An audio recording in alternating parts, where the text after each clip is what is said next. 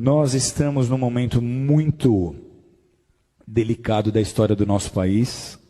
Talvez não haja em nossa história um momento tão preocupante como esse aqui. Nós temos visto, nos últimos anos, o país mergulhando numa crise moral. É uma crise financeira, é uma crise política, mas antes de qualquer coisa, ela é uma crise moral. Você que fez o módulo História da Igreja comigo, você já tem mais fundamento e mais discernimento, porque eu te trouxe informações das raízes da maioria dos partidos de esquerda. Eu não consigo entender líderes evangélicos que se dizem marxistas ou socialistas. Por quê?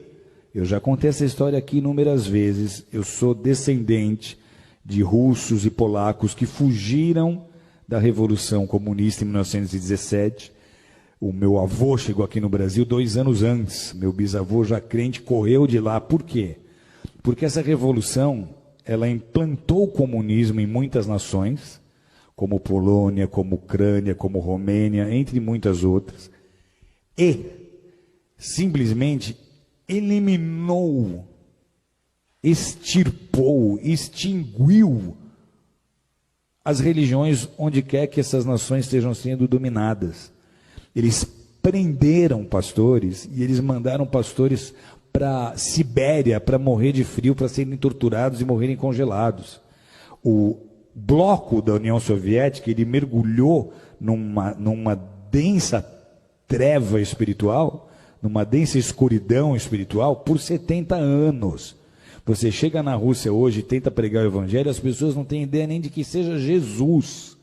E essa filosofia é a filosofia que move todos os partidos de esquerda.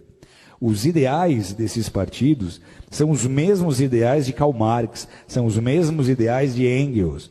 Na loucura das suas ideias revolucionárias, eles começaram a pregar e a ensinar que a desigualdade social que eles deveriam combater começa na família.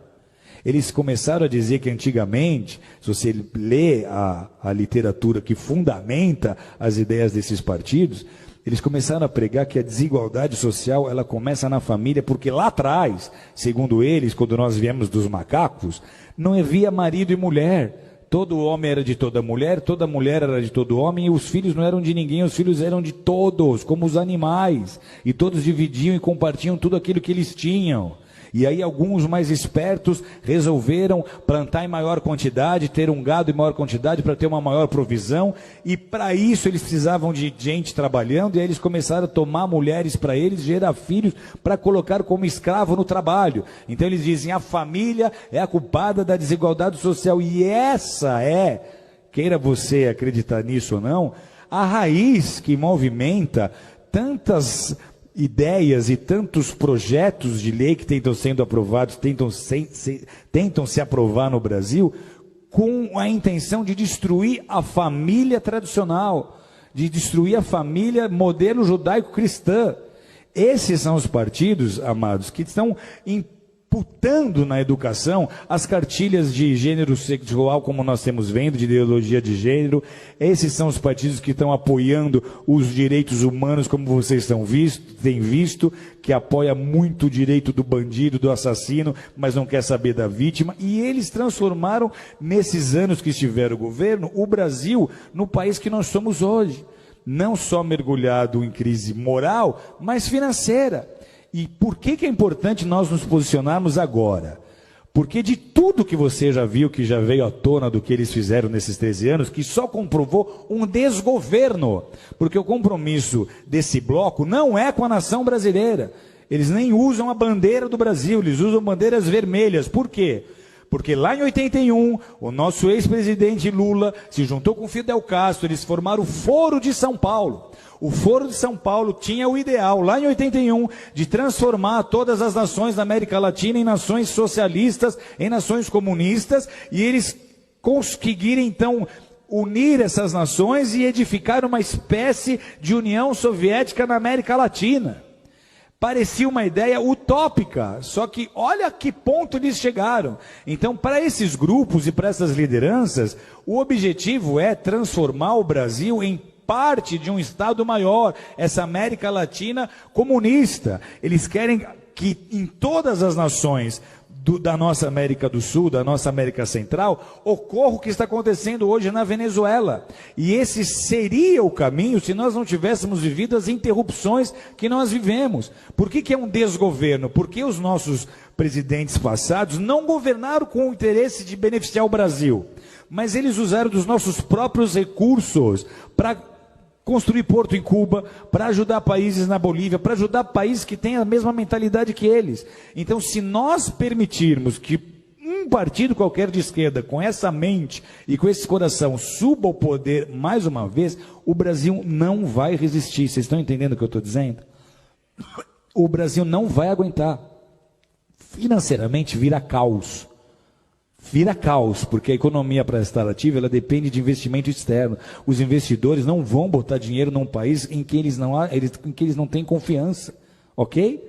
Então, se sobe um líder de um partido desses e ele tenta botar um bom ministro da Fazenda para tentar convencer os investidores de que tudo vai dar certo, isso não vai funcionar. Vocês estão entendendo ou não? Então, vira caos. A grande preocupação qual é? Se esse governo agora, essas eleições agora, sobe um partido como esse, a crise que nós estamos vivendo, ela é tão séria que a gente teme de verdade até uma revolução. Porque vai ser muito fácil as pessoas do centro, oeste, sul e sudeste não aceitarem esse governo.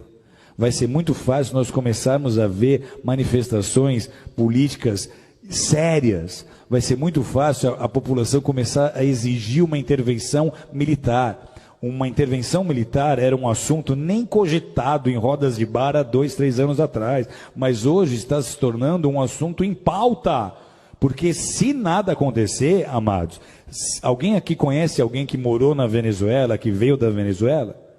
A Venezuela, até muito pouco tempo atrás, era um país próspero. Eles têm petróleo. Sabe o que falta hoje na Venezuela? Falta papel higiênico.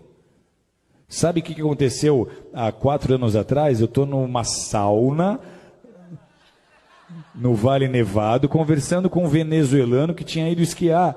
E ele conta, a Venezuela está faltando papel higiênico. Isso há 4, 5 anos atrás. E eu falo, mas como é que começou isso? Ele fala, começou como está acontecendo com o Brasil. Começou trazendo médicos de Cuba. Então, tudo que eles fizeram na Venezuela, eles iam tentar fazer no Brasil.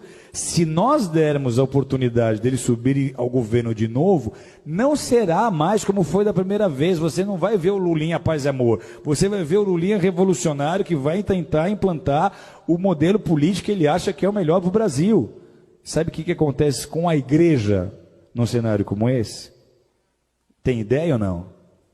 Primeiro, os nossos valores já estão sendo desprezados. Nós, para eles, somos o ópio do povo. Eles não veem valor naquilo que nós fazemos.